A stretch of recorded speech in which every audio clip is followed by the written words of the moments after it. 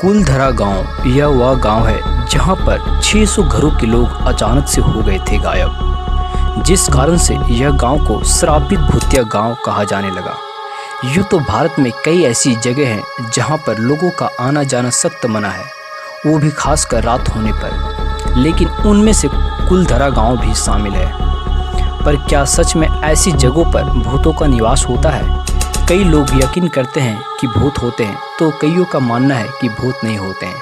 लेकिन कुछ घटनाएं ऐसी भी होती है जिस पर यकीन कर पाना मुश्किल सा लगता है। उन्हीं में से एक राजस्थान में बसा छोटा सा गांव कुलधरा भी है। एक बार फिर से क्राइम यूनिवर्स में आपका स्वागत है। तो आज की कहानी एक सच्ची घटना पर आधारित है और यह कहानी राजस्थान के एक छोटे से गांव की है, जिस गांव का नाम कुलधरा है, जहां पर 84 गांव के 600 से भी ज़्यादा लोग अचानक से गायब हो गए। कहा जाता है कि लगभग 200 साल पहले इस गांव में पालीवाल ब्राह्मण रहा करते थे। वे बहुत ही मेहनती और तेज दिमाग के थे, जिसके चलते वे अच्छे खासे पैसे वाले भी थे। उनका मुख्य जो काम था वो खेती गृहस्थी पशु को पालना था। वे एकदम से अच्छे तरीके से अपना ज़िंदगी जी रहे थे। उसके पास ज़रूरत की सारी चीज़ें उपलब्ध थी, जिससे वे हंसी खुशी रहा करते थे। वहाँ करीब 600 घरों के लोग भी थे। यह 84 गांव में फैला हुआ था, जो छोटे छोटे गांव मिलकर 84 गांव होते थे। उस दौर में राजाशाही चला करती थी। जैसलमेर से 18 किलोमीटर दूरी पर स्थित यह गाँव उसी राजाशाही के अंदर आता था। वहीं के एक दीवान जिनका नाम सालम सिंह था, वह बहुत ही मजबूत आदमी थे, क्योंकि वे वहाँ के दीवान थे और लगान और वहाँ का हिसाब किताब उन्हीं के हाथों में था, जिनके चलते वे पूरे गांव की दौरा भी करते थे। एक दिन की बात है, जब दीवान सालम सिंह अपने सिपाहियों के साथ उसी गांव का दौरा कर रहे थे, तभी उनकी नज़र गांव के एक मंदिर की पुजारी की बेटी पे पड़ गई। वो बहुत ही खूबसूरत भी थी। उसे देख दीवान सालम सिंह की नीयत बिगड़ गई।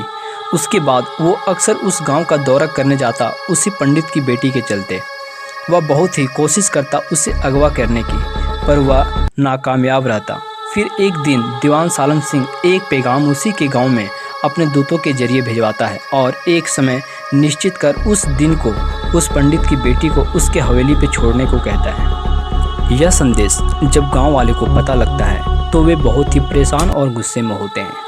अमावस्या के पहले पंडित की बेटी को दीवान सालम सिंह की हवेली पे छोड़ने को कहा गया था, पर इतनी आसानी से गांव वाले मानने को राजी नहीं होते हैं। यह बात दीवान सालम सिंह को पता थी, इसलिए उसने यह भी संदेश भिजवाया था कि अगर अमावस्या के पहले पंडित की बेटी उसकी हवेली पे नहीं पहुंचती है तो वह गांव पे आक्रमण कर देगा।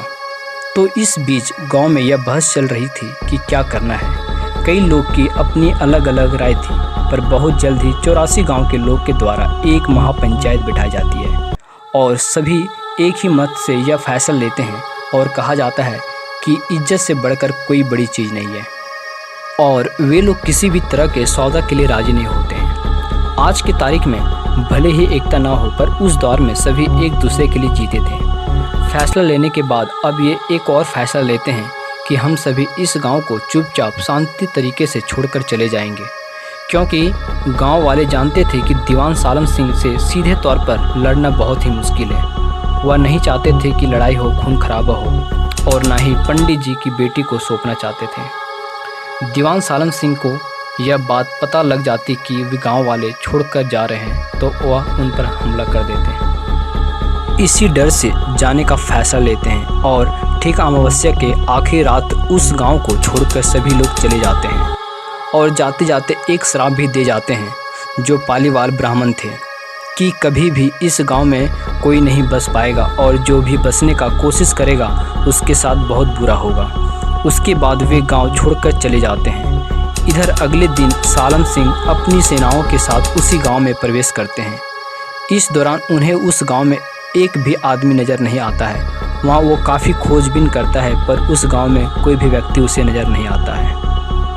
उसके बाद वह अलग अलग जगहों पर गांव वाले को तलाश करता, पर उसे कुछ भी हाथ नहीं लगता और धीरे धीरे समय बीतता गया और वह गांव वीरान होता गया और खंडरों में बदल गया।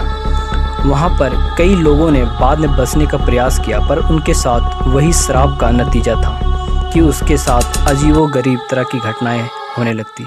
तो कईयों की मौत हो जाती, तो कई अपनी होश याददाश्त खो बैठते। वहाँ पर उनके साथ कुछ भी अच्छा नहीं हुआ। उन्हें रातों में कई लोगों ने वापस जो वहाँ से आए वे बताते हैं कि उन्हें रात में अजीबोगरीब तरह की आवाज़ें सुनाई देती थी। औरतों बच्चों की, तो किसी के चिल्लाने चिल्लाने की, चूड़ियों की आवाज़ें, तो कई तरह के आवाज़ें के साथ उन्हें देखे जाने का भी दावा करने लगे। उन्हें उस गांव में वही गांव के लोगों को देखे जाने का दावा भी किया जाने लगा। इस वजह से वहां की सरकार ने वहां जाना बैन करवा दिया और आज भी वह जगह वैसे ही पड़ी है जैसे पालीवाल ब्राह्मण छोड़ गए थे। आज भी वहां के उनकी उपस्थिति का आभास होता है। वहां रात में जाना मना है। कई लोग ये भी कहते हैं कि जो उस गांव में रात होने पर गया वो वापस लौट कर नहीं आया। अगर आप इस गांव को देखना चाहते हैं तो आप आसानी से वहां जा सकते हैं, लेकिन शाम 4 बजे के बाद वहां जाना सख्त मना है। जैसलमेर से कुछ 18 किलोमीटर की दूरी पर यह गांव स्थित है और वह गांव वैसे ही खंडर वीरान पड़ा हुआ है जो आज गांव गवाही देते हुए नजर आते हैं। जो अचानक से सुंदर से गांव वीरान बंजर खंडर में बदल गया और ये गांव अभी जिस हालात में है, ये गांव ऐसा पहले कभी नहीं था और यह गांव भारत के सबसे डरावनी जगह में से ये गांव भी शामिल है। और हमें उम्मीद है कि आपको यह हमारी कहानी अच्छी लगी होगी और ऐसे ही रियल घटनाओं की कहानी सुनने के लिए हमारे क्राइम यूनिवर्स चैनल को सब्सक्राइब जरूर करें ताकि हर सच्ची घटनाओं की कहानी आप तक पहुंच सके।